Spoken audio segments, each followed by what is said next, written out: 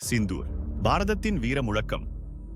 மௌனத்தின் வலிமை என்னவென்று உலகிற்கு உணர்த்திய தருணம். சிந்திய ரத்தத்திற்கு வீரத்தால் பதிலளித்த பாரதத்தின் தேசபக்தி. ஆபரேஷன் சிந்தூர் இது வெறும் இராணுவ நடவடிக்கை அல்ல, பயங்கரவாதத்திற்கு எதிரான இந்தியாவின் அறைகூவல்.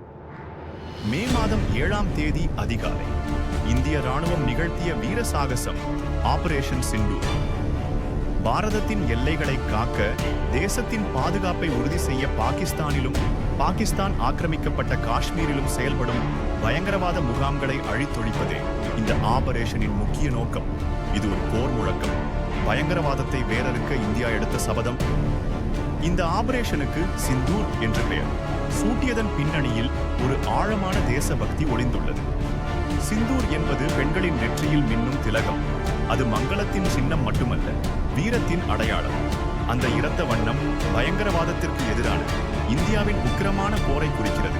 இது எதிரிகளுக்கு விடப்பட்ட சவால், பாரதத்தின் வீரம் செறிந்த பதில். இந்த அதிரடி தாக்குதலில் 9 முக்கியமான இடங்களில் இந்திய ராணுவம் தனது வீரத்தை நிரூபித்தது. முசாஃபராபாத் பயங்கரவாதத்தின் கூடாரம் தகர்க்கப்பட்டது. சக்கோட் தீவிரவாதிகளின் பயிற்சி மையம் சுக்குநூறாக்கப்பட்டது. கோட்லி எதிரிகளின் சதித்திட்டம் முறியடிக்கப்பட்டது. பிம்பர் பயங்கரவாத வலைப்பின்னல் அறுக்கப்பட்டது. சியால்கோட் தீவிரவாத அமைப்புகளின் தகவல் தொடர்பு துண்டிக்கப்பட்டது. முரீதி பயங்கரவாதிகளின் புகலிடம் அழிக்கப்பட்டது. குல்காம் தீவிரவாத செயல்களுக்கான ஆயுத கிடங்கு தகர்க்கப்பட்டது. சக்கர்தார் பயங்கரவாத தலைவர்களின் மறைவிடம் கண்டுபிடிக்கப்பட்டு அழிக்கப்பட்டது. ஹவால்பூர் தீவிரவாத குழுக்களின் முக்கிய தளங்கள் தகர்க்கப்பட்டன. இந்த இடங்கள் அனைத்தும் பயங்கரவாத இயக்கங்களின் மையப்புள்ளிகள். ஒவ்வொரு தாக்குதலும் இந்திய ராணுவத்தின் துல்லியத்தையும் வீரத்தையும் பறைசாற்றியது. இது எதிரிகளுக்கு ஒரு பாடம். பாரதத்தின் வலிமையை குறைத்து மதிப்பிடாதீர்கள். இது சாதாரண தாக்குதல் அல்ல, உயர் தொழில்நுட்ப யுத்த உபகரணங்கள் பயன்படுத்தப்பட்டன. ஏவுகணைகள், ஹெரன் ட்ரோன்ஸ், சேட்டலைட் சர்வைலன்ஸ் மூலம் மிகச் சீராக திட்டமிடப்பட்ட தாக்குதல். பாகிஸ்தான் அரசாங்கம் இதை சற்றும் எதிர்பார்க்கவில்லை. அவர்களின் தூக்கத்தை கலைத்தது இந்திய ராணுவம். இது பாரதத்தின் சாணக்கியத்தனம், எதிரிகளின் பலவீனத்தை அறிந்து தாக்கும் திறன். இந்த தாக்குதலில் 80க்கும் மேற்பட்ட பயங்கரவாதிகள் சுட்டு வீழ்த்தப்பட்டனர். ஜெய்ஷ்-இ-முகமது, லஷ்கர்-இ-தொய்பா போன்ற முக்கிய பயங்கரவாத குழுக்களின் தலைமையகங்கள் முற்றிலுமாக அழிக்கப்பட்டன. இது பயங்கரவாதத்திற்கு எதிரான இந்தியாவின் போர் பிரகடனம். இனி பயங்கரவாதம் தலை தூக்க முடியாது.